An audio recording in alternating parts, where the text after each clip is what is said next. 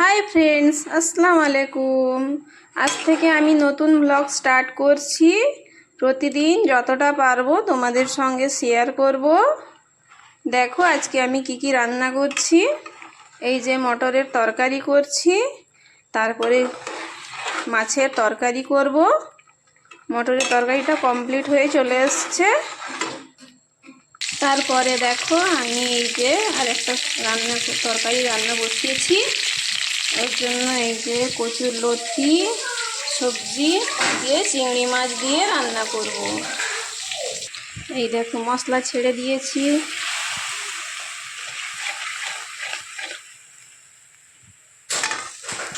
তারপরে চিংড়ি মাছগুলো ছেড়ে দিব।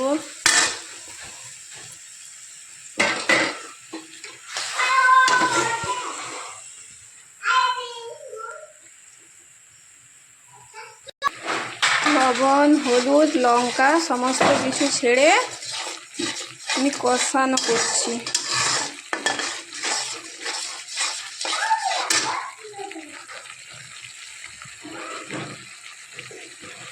এরপরে আমি আলু বেগুন রেখেছিলাম কেটে, ওটা দিয়ে দিলাম তরকারিতে।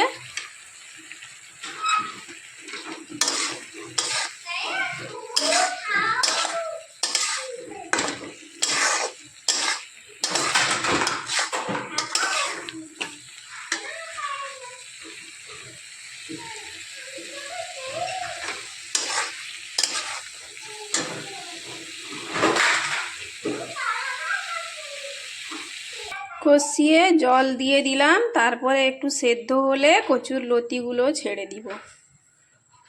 প্রথম থেকে লতিগুলো দিলে সব নরম হয়ে যাবে, নরম হয়ে ঘেঁটে যাবে। ওই জন্য কচুর লতিটা একটু দেরি করে দিব। লতিগুলো ছেড়ে দিলাম।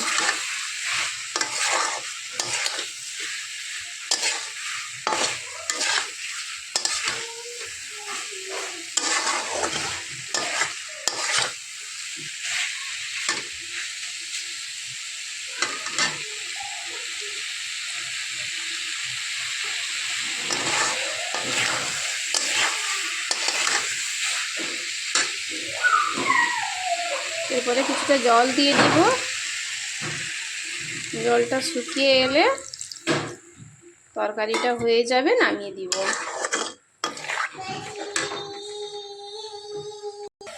এই তরকারিটা হয়ে গেছে কমপ্লিট।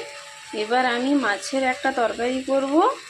মাছগুলোকে ভেজে রেখেছি, মশলা এখানে করে রেখেছি। এটা হচ্ছে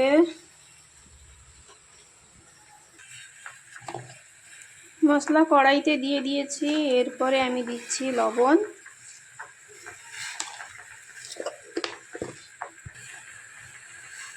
হলুদ,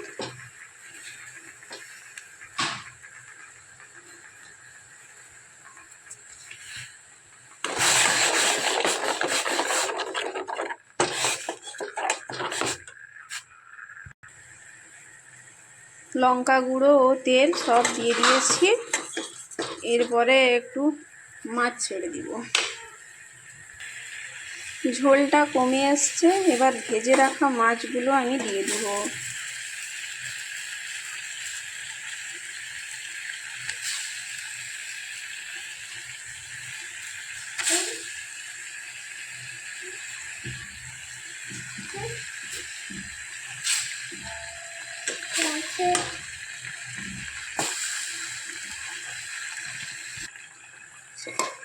পোস্ত বেটে রেখেছিলাম কিছুটা, ওটা দিয়ে দিলাম।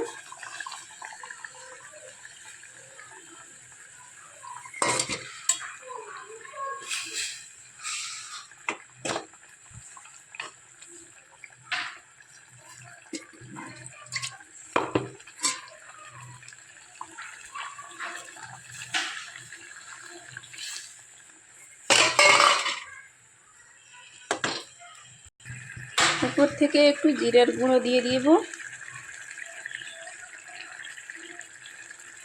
তরকারিটা হয়ে গেছে। এবার গ্যাসটা অফ করে দিব। এটাই ছিল আমার আজকের মেনু। টাটা, আজকের জন্য ভিডিওটা এইখানে শেষ করছি। কালকে আবার একটা নতুন ভিডিও আনবো।